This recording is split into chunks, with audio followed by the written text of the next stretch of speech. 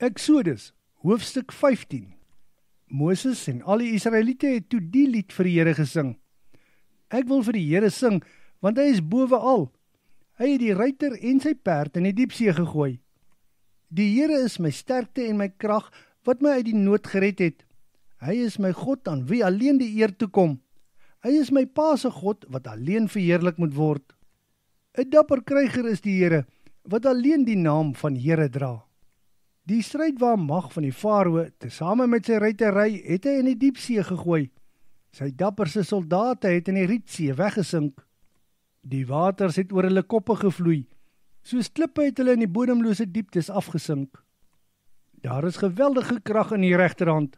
Ja, die vyand word vernietig daarmee. Die wat teen u in opstand kom, word in die grootheid neergevel. Hulle word soos grasstoppels verteer deur die gloeiende toorn. Die waters het opgedam deur die wind in die neus. Dit het die seestrome soos 'n wal laat staan. In die hart van die see het die kolkende waters gestol. Die vyand het gedink, ek sal hulle agterna sit en hulle inhaal. Dan sal my begeertes vervul word as ek byt verdeel. Ek sal hulle vernietig as my hand die swaard uit sy skede trek. Maar die see het hulle ingesluk toe u met u asem geblaas het. Ja, hulle het soos lood in die kolkende dieptes afgesink. Wie onder die gode kan ooit soos u wees, o Here? Wie kan ooit so ontzagwekkend en heilig wees, so vreesaanjaend in dade? Wie kan u wonders doen? Toe u regterhand uitgesteek het, het die aarde die vyand ingesluk. U het die volk gered, en u sal die volk lei in troue liefde. Na 'n heilige land word hulle deur u krag en sterkte gelei. Ander volke sal daarvan hoor en verskrik wees. Ja, vrees het die inwoners van Filistia beetgepak. Edom se leiers is bang, en Moab is aan die bewe. Ja, al die Kanaaniete is vreesbevange. Angs en skrik het oor hulle gekom.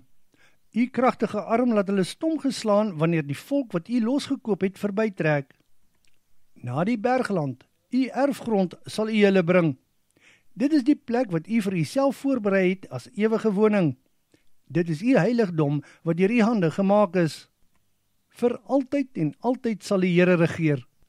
Want die ruitery en strydwaarmag van die Farao het in die see gegaan en die Here het die waters oor hulle koppe laat vloei.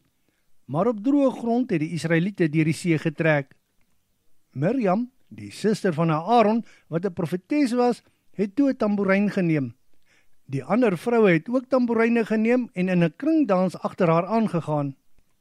Toe het Mirjam vir hulle die koortjie gesing. Sing 'n lied tot eer van die Here wat ruiter en perd in die dieptes van die see gegooi het. Toe die Israeliete van die Rietsee al weggetrek het, het Moses hulle laat trek in die rigting van die Surwoestyn. Hulle het 3 dae ver die woestyn ingetrek, maar kon nêrens water kry nie. By Mara kon hulle ook nie die water drink wat daar was nie, omdat dit bitter was. Daarom het hulle die plek Mara genoem, wat bitter beteken. Die volk het toe by Moses gekla. Waar moet ons water kry om te drink? Toe Moses na die Here om hulp roep, het hy vir hom 'n stuk hout gewys wat Moses toe in die water gegooi het. Dadelik het die water soet geword. Hy het toe vir die volk reëls en regulasies neergelê en hulle daarin getoets.